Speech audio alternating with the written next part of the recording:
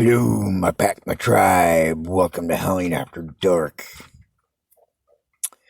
Okay, I know it's been a minute since I've done this, and to give you all the latest update of what's going on, and to clue those in who don't know that listen to my show, here's the story. So,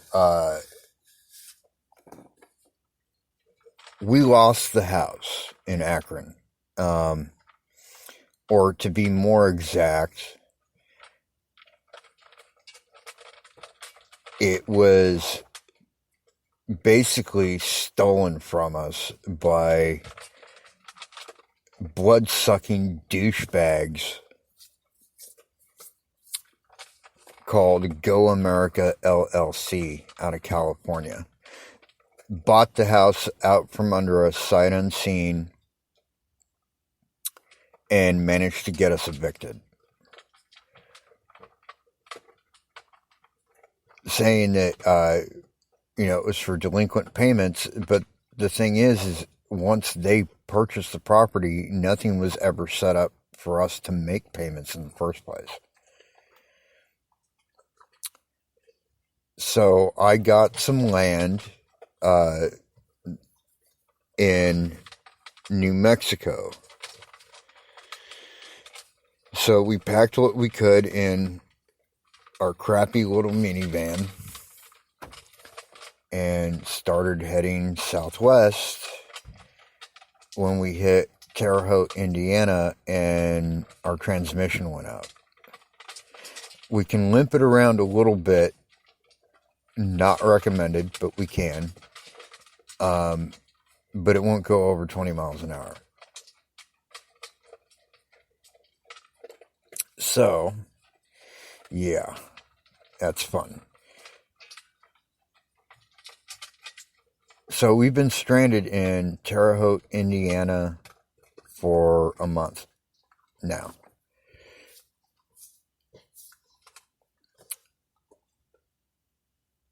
In the meantime, I still got to make payments on this land. Thankfully, I'm paid up until, I think, August.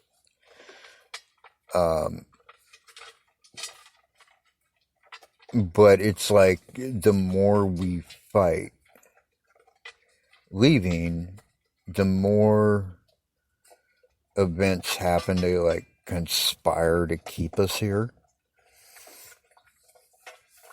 So I finally stopped banging my head against the wall and decided that we're going to stay, at least for the duration, until we figure out why we're supposed to be here. Because that's what it seems like. It seems like that every time we get even a little bit close to either making enough money to get another vehicle to get out of here or what have you, something gets in the way. Like for some reason we're supposed to be here.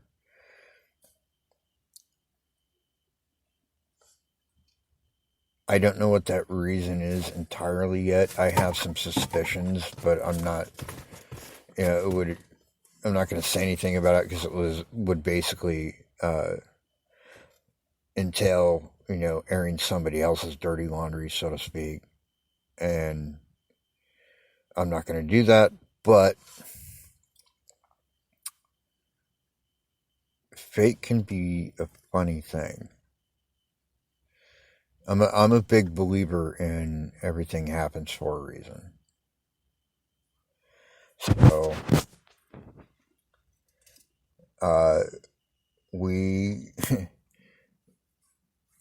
so what happened was the transmission went out on the freeway.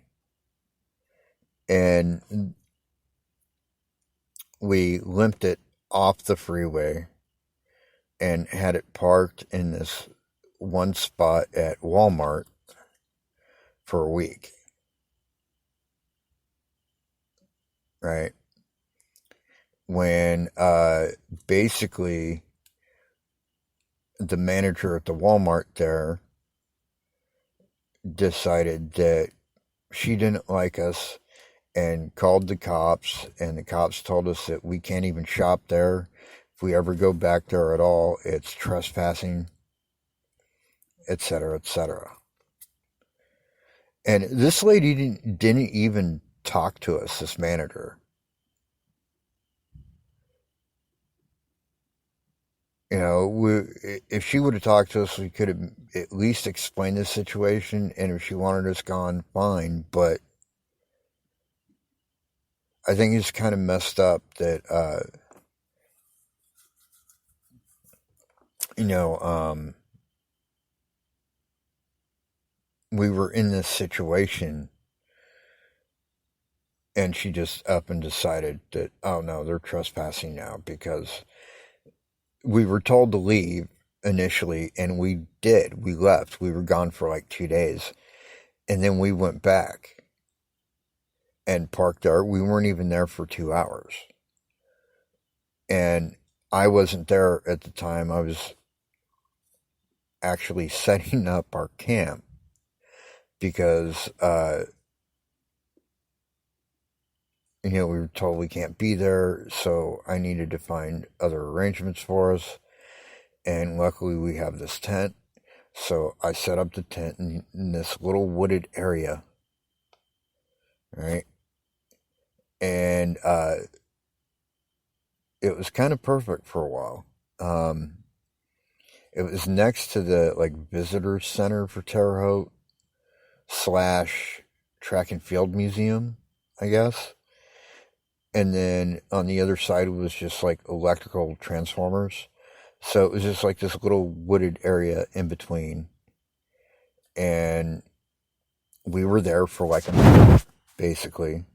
Well, for 3 weeks. So basically the entire time that we've been here, except for that first week, we were in these woods.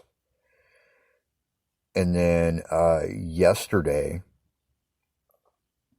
the owner of the museum apparently saw me go in to these woods and called the cops. And the cops showed up. And the cops that showed up were very nice, by the way. I guess there are some buttholes, apparently, on their police force, because the lady cop that talked to Nora about, you know, the whole Walmart thing, went out of her way to also threaten to impound the van, which luckily didn't happen, because we kind of need to. Well, actually, this morning I was supposed to scrap it. I'd actually set an appointment for them to come get it this morning, but because we got rousted out of our site by the cops, we needed to load everything back into the van. So we couldn't scrap it because it would have all of our stuff in it, etc., etc. So,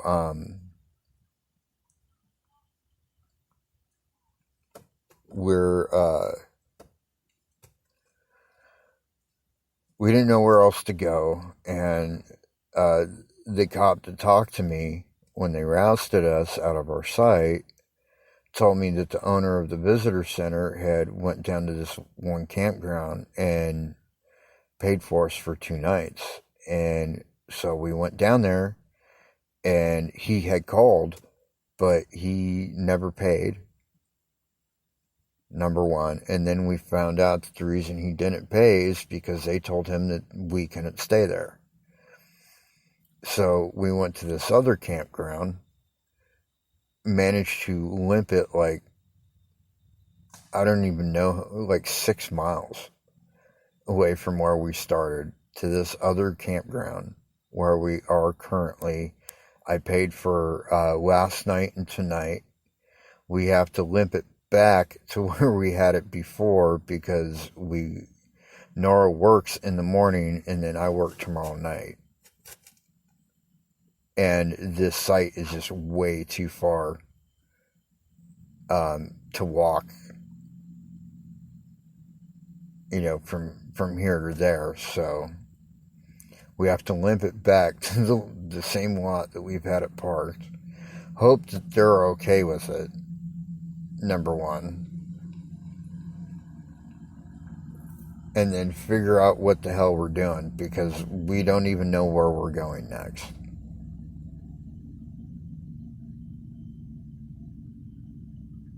So,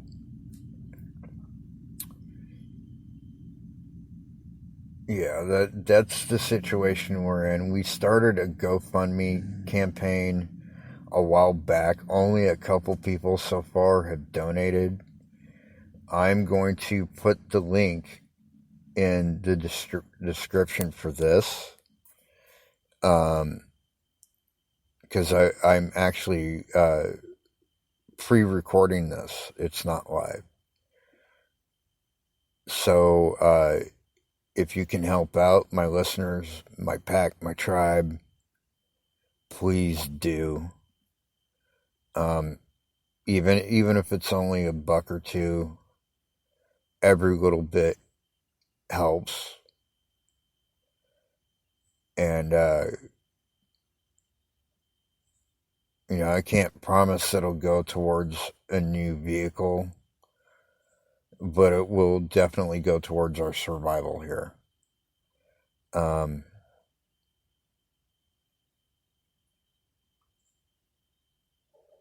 Like this campground, I only got it for 2 nights, but even if I wanted to basically live at this site, I can only stay here for 2 weeks, because that's the longest they allow, is 2 weeks, and then you have to leave. So I don't know what we're gonna do.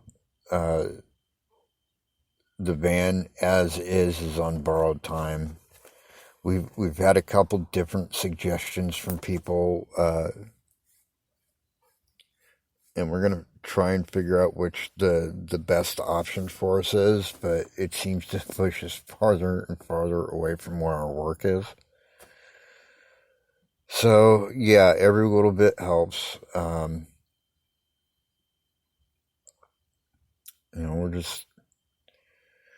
We ran out of money. We started this trip with like $700, and then we at the time didn't have a way to make any more. Because nobody would hire us because we weren't planning on staying. And it's weird here because, like, they'll ask you, are you going to stay for at least 4 months? Because I guess so many people leave that,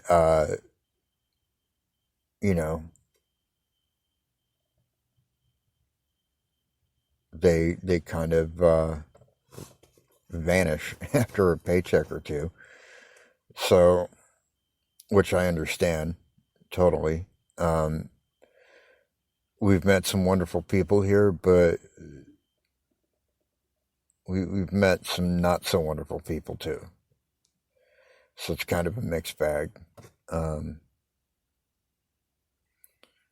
one shining light has been this girl, Nicole, that works at this one hotel that we've befriended, and I would almost go as far as to say she's family at this point. I mean, she's really gone out of her way to help us every way that she can,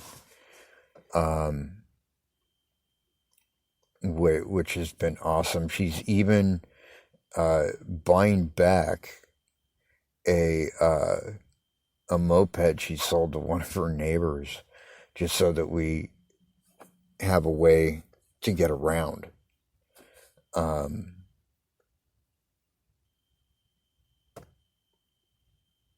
So wherever we end up setting up camp, even if it's farther away from where we're working now, which is at Taco Bell, because it was the only place that would hire us,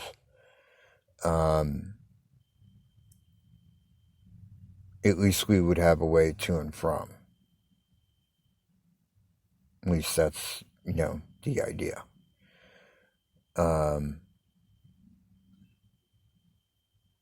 But we're trying to figure it out. And it's kind of a one day at a time thing. We know that we got to limp it back to where we were tomorrow because we both work, and where we had it was right across the street from work. Um,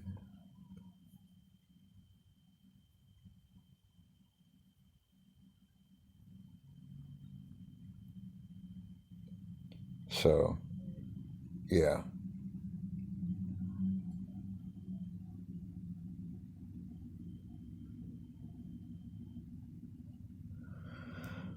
we're at this campground. It's actually pretty decent and really cheap for around here.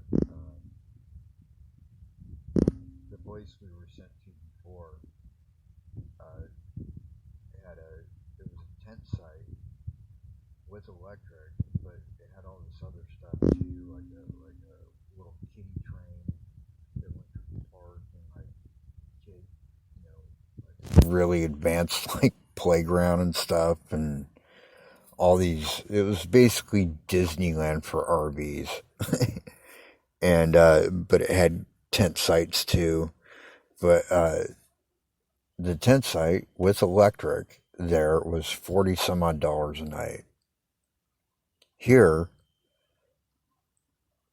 the same amount is what paid for 2 nights. So it's like 20 something here.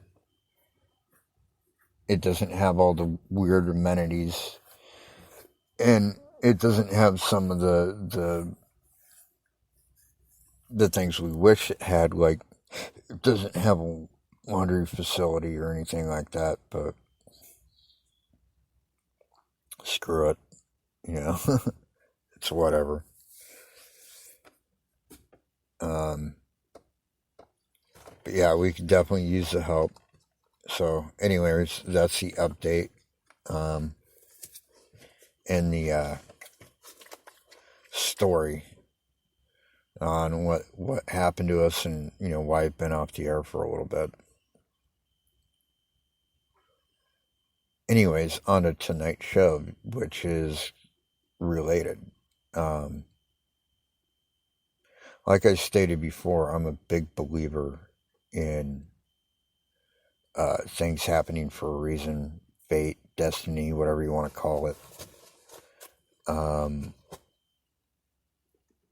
I think there is definitely a reason for us to be here. Um, like I said, I have suspicions, but I'm not 100% sure. But it brings up the subject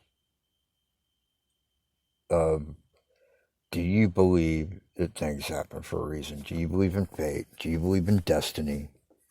What have you? And if you do, why? Because, see, I have a theory about it. I believe in fate. I always have. But I've also believed in free will, and always have. So my theory is, and, people may differ, but my personal theory is that there is fate, but it only takes you so far. Right? So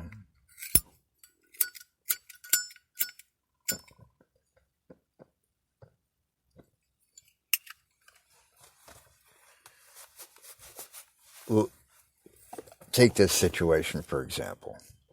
All right?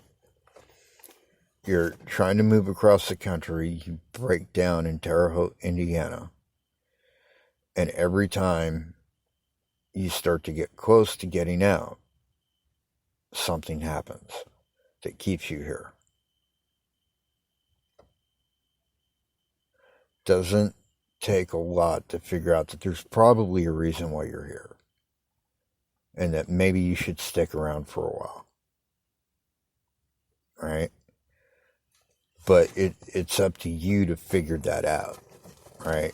Because all fate does, or destiny, or whatever you want to call it, is it throws up those things that keep you where you're supposed to be. But it's up to you to figure out that that's where you're supposed to be. You know what I mean?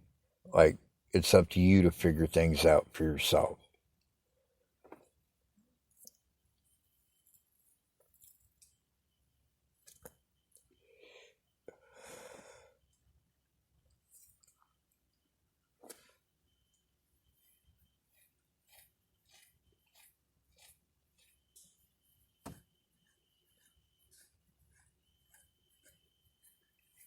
What you doing, Bubba?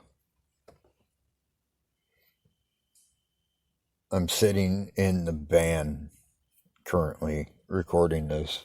My dog is actually in the driver's seat right next to me.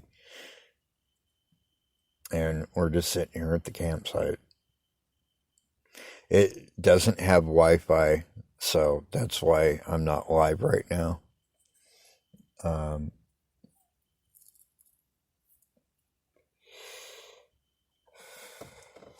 But feel free to hit me up on Facebook, Ghostful J, or Jason Pettit, and tell me your stories about fate. How fate interceded in your life in some way. Because I think it's a real thing, honestly. I think it's, I don't know if there's three hags, weaving the strands of fate or whatever necessarily, but I believe that fate is a real thing. And that it guides us in small ways. Sometimes we'll recognize it, like we're recognizing this now, in our situation. Sometimes it's too subtle for that, and you don't really realize it. You may realize it later on, but not during. You know what I mean? And I think that's part of what, like the what are you doing, bonehead? Yeah, you're a bonehead. You alright, Bubby? He's been such a good boy.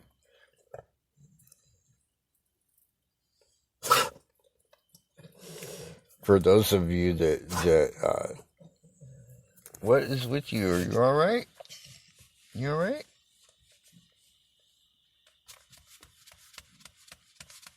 You okay?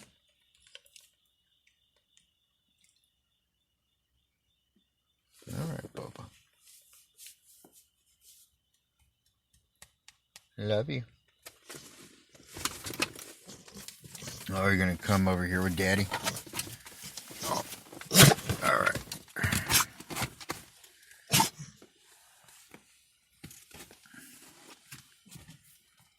Such a good boy.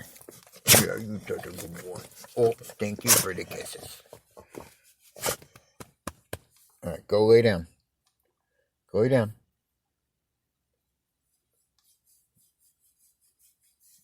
Anyways, so yeah, to me it seems like a real thing. Like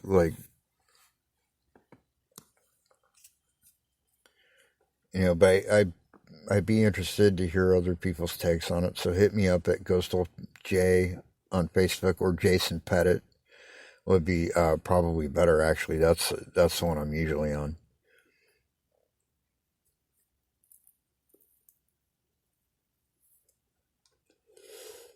But yeah, I can think of other times where I felt the hands of fate. Like it was fate that gave me these gifts in a way. If it, because I see them, I see spirits, and that's a direct result of almost dying. You could say that fate gave me my gifts, I think everybody experiences fate whether they realize it or not. Those of my listeners that are married or in love with somebody, it was fate that brought you together. You know what I mean? Like, because here's the thing. Like, there has to be fate, because if you make one wrong decision, it changes everything, right? But if fate meant you to be together, let's say, in this instance, then regardless of the mistakes, opportunities are going to keep arising for you to be together, because that's how fate is. So our little bump in the road here may not be a bump in the road at all. Maybe this is where we're supposed to be, and New Mexico's meant for later on down the road. See what I'm getting at? So, like,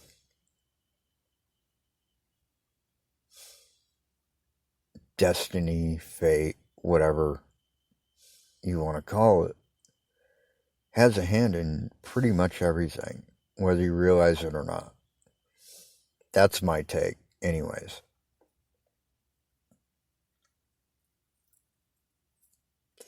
And it's kind of ironic because I have a friend that lives here in Indiana, and she had commented on one of my posts, "Are you sure you're not actually just supposed to be here?" Right? And then that was like a week or two ago, I think. And then just the other day, I was talking to my sis DJ on the phone, and she goes, "Are you sure you're not just supposed to be there?"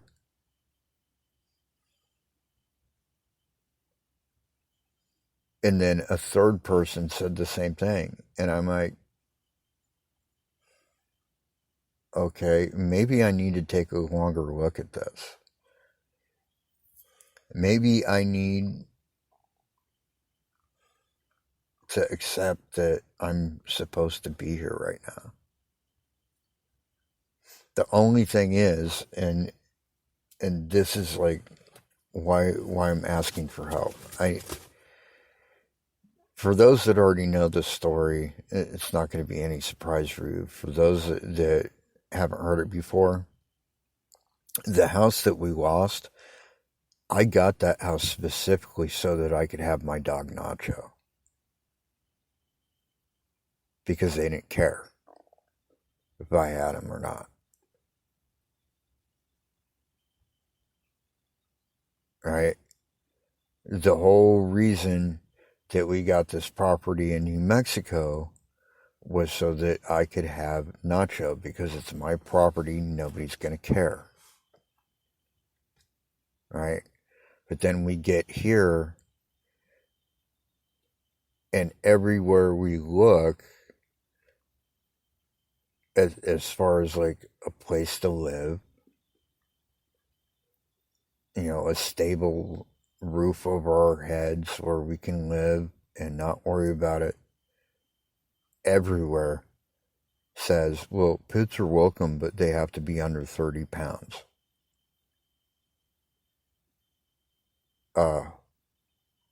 Fuck you. Because Nacho's more than twice that. He's closer to like 70, 80 pounds right now.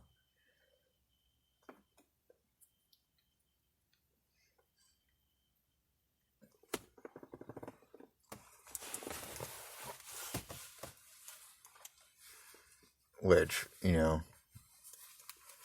whatever, but then I'm looking at possibilities for staying here on different websites and stuff.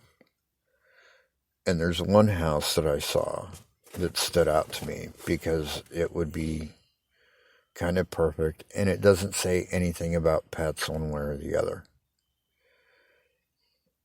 which makes me think maybe they won't care. But it's another rent to own situation. But it's only $319 a month, which is less than half of what I was paying in Akron.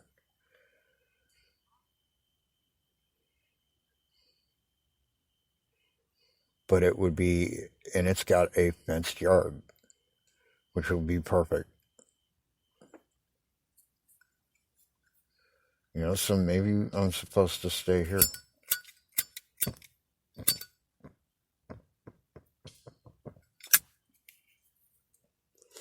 At least for the foreseeable future.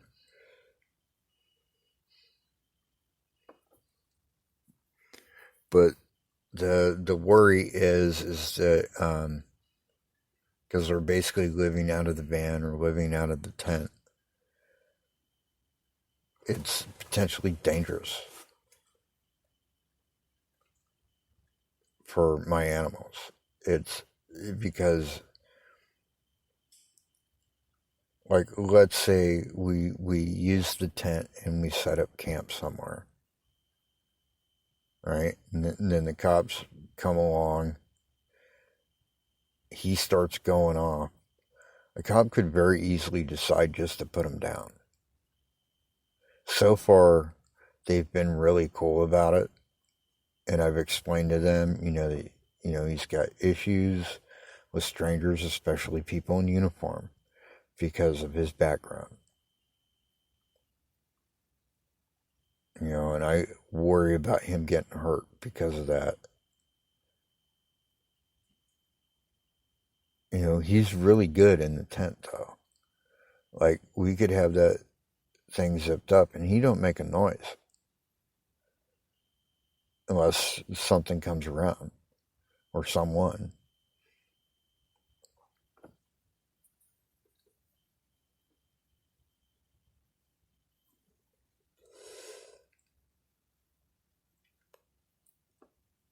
So, that's our big concern. And the only way that we're going to be able to fix that is to come up with money. Only problem is even though we're working, we're not making all that much, and we're not getting the hours that we would like, at this job, so we're not making enough. So we still need help.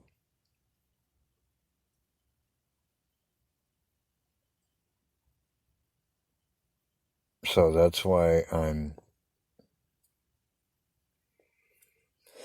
linking the GoFundMe page and stuff, because we need it. Flat out, we need it. And I hate asking for help. The people that know me know this. I fucking hate asking for help. But I'm asking for help. Because that's the one thing I can't compromise at all.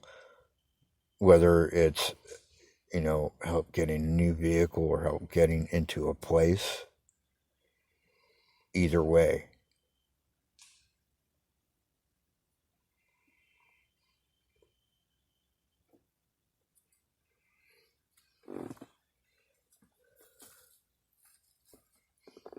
We need to do it.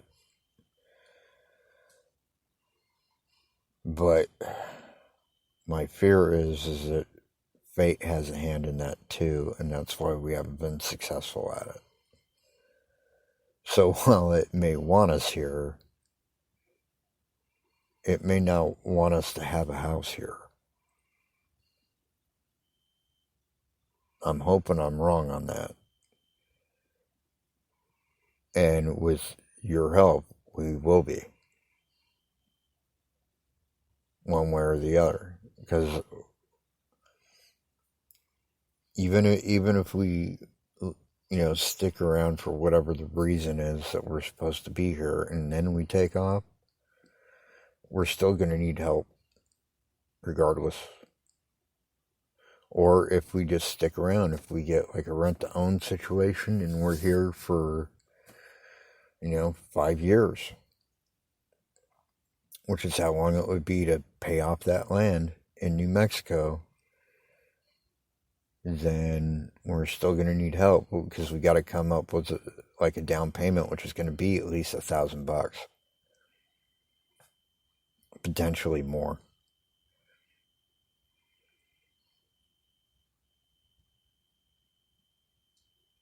So regardless, we're going to need help. So there you go. That's it. That's my whole spiel, my salesmanship.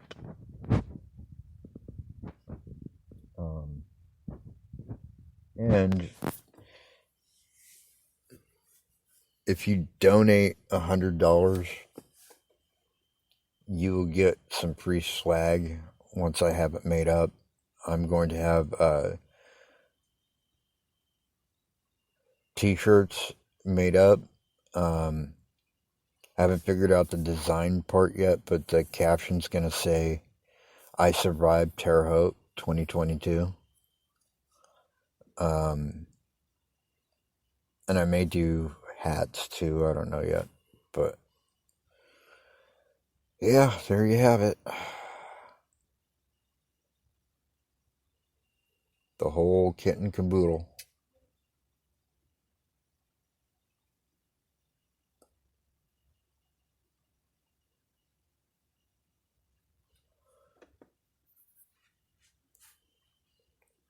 Anyways, think about fate. Think about some time in your life where it was really like a tangible thing, like it is in this current situation for us. And then tell me about it. And I'll read your story on the air.